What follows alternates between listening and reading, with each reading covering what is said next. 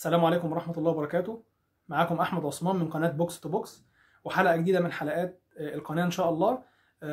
نبدأ خير البداية بالصلاة على النبي. اللهم صل على سيدنا محمد وعلى آل سيدنا محمد كما صليت على سيدنا إبراهيم وعلى آل سيدنا إبراهيم في العالمين إنك حميد مجيد.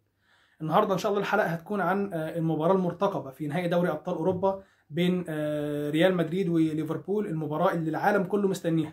تقريبا كل مشجعين ومتابعين كرة القدم في العالم مستنيين المباراة دي. مباراة بين فريقين من أقوى فرق العالم، مش السنة دي بس ولا السنة، لا ده من أقوى فرق العالم تقريبا في آخر 4-5 سنين. ليفربول وريال مدريد من أقوى 4 أو 5 فرق في العالم، وده مش النهائي الأول بين الفريقين. هنتكلم في الحلقة عن الإحصائيات والأرقام اللي خاصة بمواجهات ريال مدريد وليفربول مع بعض. المباراة هتتلعب في باريس طبعا زي ما كلنا عارفين، وهيكون ان شاء الله باذن الله مباراه قويه هنقدر نستمتع بيها كلنا يوم 28 باذن الرحمن. في البدايه كده النهائي دوت مش اول مره نهائي دوري ابطال اوروبا يجمع بين الريال وبين ليفربول، لا ده ثالث مواجهه في نهائي البطوله تجمع بين الريال وليفربول. كان في قبل كده مواجهتين، مواجهه سنه 81 انتهت بفوز ليفربول بهدف وحيد، والمواجهه الثانيه كانت في موسم 2018 المباراه الشهيره اللي هنتكلم عنها في الفيديو ده شويه، اللي انتهت بفوز ريال مدريد ب3 أهداف مقابل هدف. ودي المباراه رقم 3 اللي هي المباراه اللي هتجمع او هتلعب في العاصمه الفرنسيه باريس. دي كده المواجهه رقم 3 في مواجهات نهائي دوري ابطال اوروبا اللي بتجمع بين ليفربول وريال مدريد. تقريبا اشهر مواجهه من اشهر المواجهات اللي جمعت بين الفرقتين كانت مواجهه نهائي دوري الابطال موسم 2018، المباراه الشهيره اللي اشتهرت ب اصابه محمد صلاح او صلاح وراموس.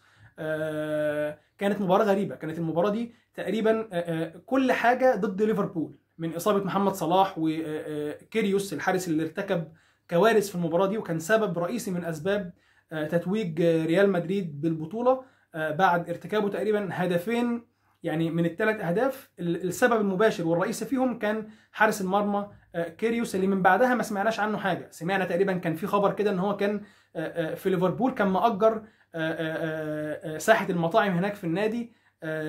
طبعا كان لازم بعد الاخطاء الكارثيه دي وبعد الاخطاء اللي احنا شفناها منه دي كان لازم يبعد شويه عن فريق ليفربول. المباراه دي لو هنتكلم عنها كانت في 2018، كانت قبل كاس العالم، وكانت في شهر رمضان، كانت اتلعبت في العاصمه الاوكرانيه كييف. المباراه دي بدات بدايه جيده جدا لليفربول. ليفربول كان ضاغط في اول المباراه، وكان الضغط كله عن طريق لاعبنا المصري محمد صلاح. كان في مناورات من جبهه محمد صلاح، والشغل كله كان منها تقريبا. الملعب كان مايل ناحيه محمد صلاح لحد ما راموس الله ينتقم منه ساعتها. راموس تقريبا اللقطه اللي عملها مع محمد صلاح، طبعا الماتش كان في رمضان، كل المصريين ضيعوا كل اللي عملوه في شهر رمضان على راموس. راموس ساعتها خد ثواب من المصريين كلهم. طبعا الاصابه اللي كانت متعمده بشكل كبير من راموس، ان هو نزل بكتف محمد صلاح زي ما كنا شايفين على الارض، نزل بدراعه على الارض كده وعمل له زي اصابه قويه في كتفه، ادت لخروج محمد صلاح من المباراه. ودي كانت نقطه تحول في الماتش، يعني نقطه تحول. محمد صلاح لما خرج طبعا كان الشغل كله من على محمد صلاح، وكان محمد صلاح في الوقت ده كان مش هكذب لو قلت ان هو كان افضل لاعب في العالم في الموسم ده، كان هداف الدوري الانجليزي، كان احسن لاعب في الدوري الانجليزي، وكان تقريبا ليفربول قوتها 90% من قوه ليفربول متمثله في محمد صلاح. خرج محمد صلاح وبدات المباراه تميل ناحيه ريال مدريد شويه، لحد ما في نهايه الشوط الاولاني كريم بنزيما احرز هدف، ولكن لغاه حكم المساعد بداعي التسلل. في الشوط الثاني نزل طبعا ريال مدريد، كان ضغط شديد على ليفربول، وقدر ان هو عمنا كيريوس بكره كده ملهاش اي لازمه ماسك الكره بايده وراح بيخبطها في رجل كريم بنزيما، وتسجل منها الهدف الاول لريال مدريد. بعدها تقريبا باقل من حوالي 5 دقائق بالظبط تمكن ساديو ماني من احراز هدف التعادل من ضربه ركنيه اتلعبت كده وردت له وجت في ال6 يارد، وقدر ان هو يحرز منها هدف التعادل. بدات المباراه تمشي، السيطره هنا والسيطره هنا، هجمه هنا وهجمه هنا، لحد ما نزل حصل تغيير ونزل جاريث بيل في الماتش ده. وتمكن جاريث بيل بعد نزوله تقريبا بحوالي 10 دقائق او يمكن اقل شويه ان هو يسجل هدف من الاهداف الاسطوريه في نهائي دوري الابطال، من ضربه خلفيه مزدوجه سكنت شباك الحارس كيريوس، وبقت النتيجه 2-1. وفي نهايه الماتش او يعني قبل ما الماتش ينتهي كده بدقايق، طبعا كيريوس رفض ان هو يخلينا على امل حتى ان محمد صلاح او ليفربول ياخد البطوله، ومحمد صلاح يبقى اول لعيب مصري في الوقت دوت في 2018 يوصل لنهائي دوري الابطال وكمان يفوز بيه. فكيريوس قال لا انا هريحكم من كل دوت. جاريس بي طبعا من مسافه بعيده قدر يشوط كوره على كيريوس، والكره جت في ايده مسكها وقعت منه دخلت المرمى. فكرنا كلنا بشريف اكرامي، يعني كلنا افتكرنا في اللحظه دي شريف اكرامي بالظبط. وانتهت المباراه في الوقت دوت بفوز ريال مدريد ب3 اهداف مقابل هدف واحد، وتوج ريال مدريد بالبطوله ساعتها. بالنسبه لي دي كانت لو هنتكلم عن مباراه 2018 المباراه الشهيره اللي هي تقريبا اخر نهائي جمع بين ريال مدريد وليفربول في نهائي بطوله دوري ابطال اوروبا. لو هنتكلم عن تاريخ مواجهات الفرقتين لعبوا مع بعض قبل كده 8 مرات.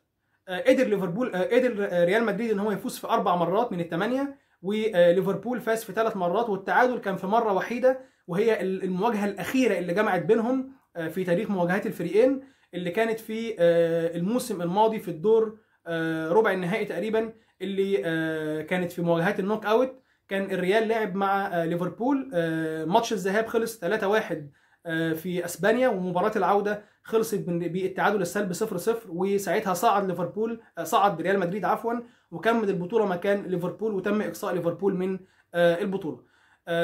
مباراه كبيره، يعني مباراه احنا بنتكلم عن تقريبا اكبر بطوله للانديه بتنظم على مستوى العالم كله. مباراه من المباريات اللي كلنا بنستناها وكلنا بنتفرج عليها. طبعا المصريين كلهم يعني او مش كلهم قوي، عشان احنا في عندنا ناس مدريديستا كده مولودين في مدريد، فجزء كبير جدا جدا من المصريين هيساند بكره ليفربول وهيتفرج على ليفربول وهيشجعهم طبعا عشان محمد صلاح باذن الله، على امل ان هو يتوج بالبطوله للمره الثانيه في تاريخه، وده هيبقى انجاز غير مسبوق ل محمد صلاح كلاعب، وكمان للكره المصريه ان طلعت لنا لاعب زي محمد صلاح عمال بيكسر في ارقام سواء في الدوري الانجليزي، وكمان ربنا يكرمه ان شاء الله ويقدر ان هو يوفق في احراز البطوله الثانيه ليه مع ليفربول في دوري ابطال اوروبا.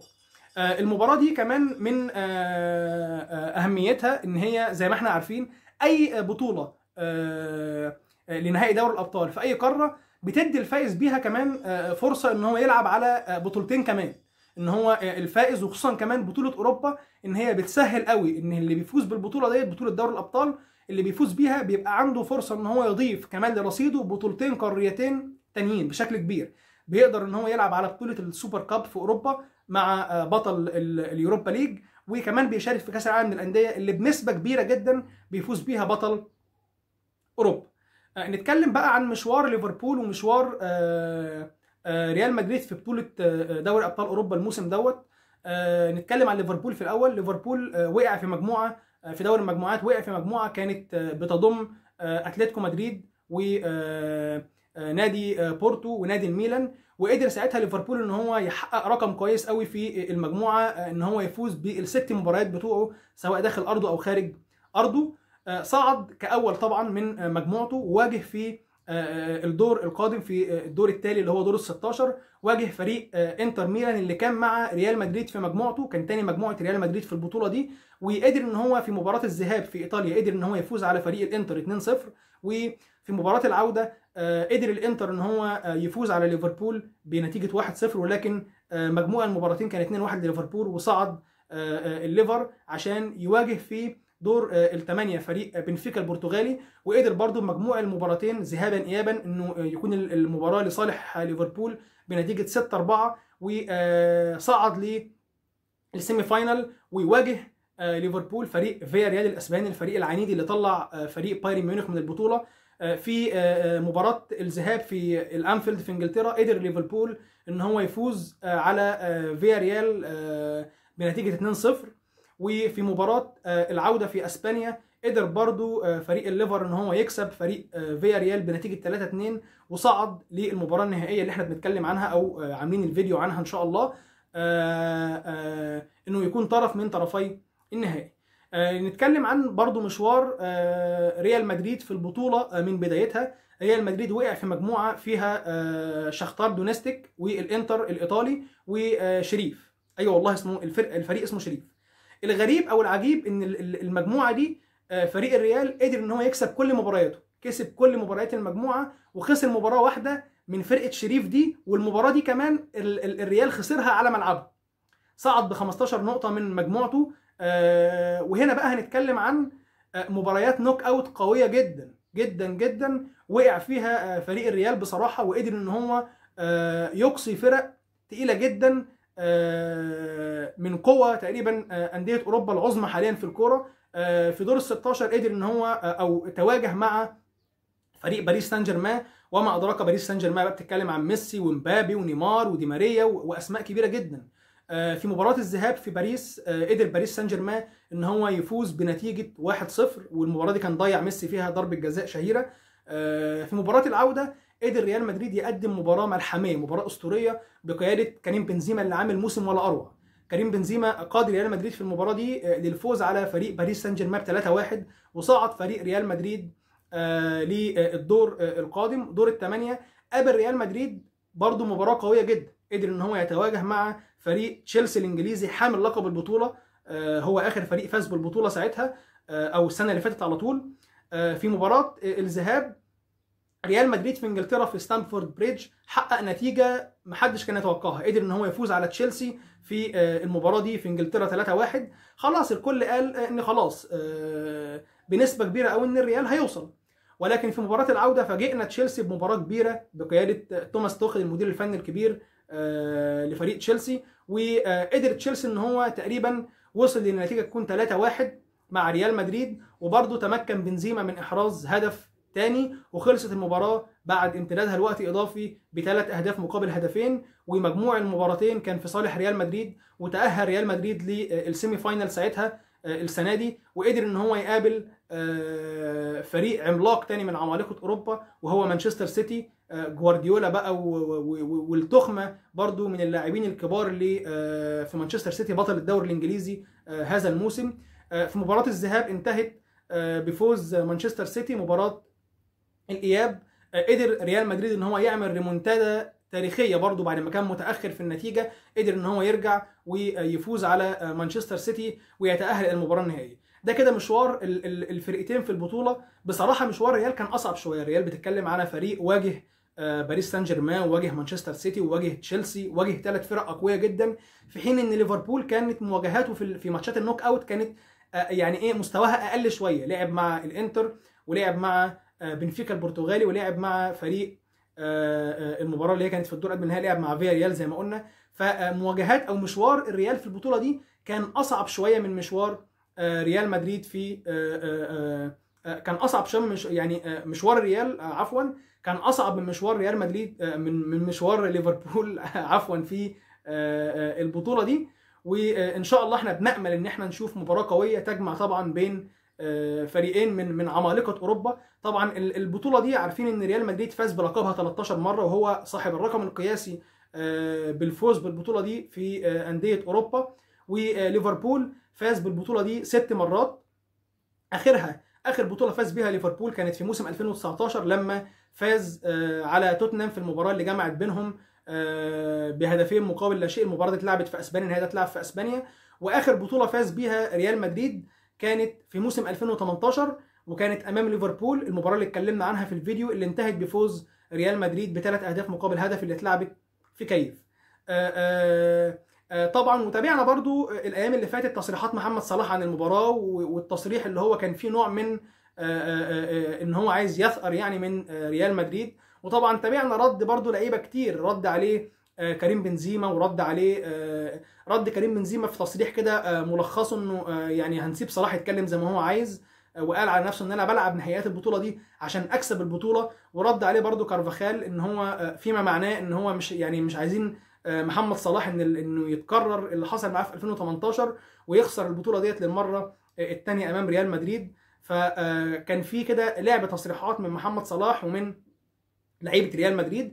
البطوله دي مهمه جدا جدا بالنسبه للفريقين، يعني بتتكلم الريال بعيد عن البطوله من 2018، ليفربول برضو بعيد عن البطوله من 2019، فهنلاقي مواجهه قويه جدا، هي هتكون مواجهه تكتيكيه برضو بين اثنين مدربين من اقوى مدربين العالم. بتتكلم في كلوب وذكاء كلوب وعبقريته وبتتكلم برضو في الناحيه الثانيه كارلو انشيلوتي المدرب العظيم العبقري اللي بيعرف يلعب الماتشات دي. يعني كلوب كمان تاريخه في المواجهات النهائيه والمباريات النهائيه هو مش محظوظ شويه، يعني خسر نهائيات كتير في مشواره، لكن كارلو انشيلوتي بيعرف يلعب النهائيات، يعني هو او بيعرف يلعب ماتشات النوك اوت عموما، هو متمرس فيها، وخبرته اكبر من خبره او اكتر شويه من خبره كلوب، نظرا طبعا للفرق اللي خاضها او الفرق اللي قام بتدريبها على مدار تاريخه.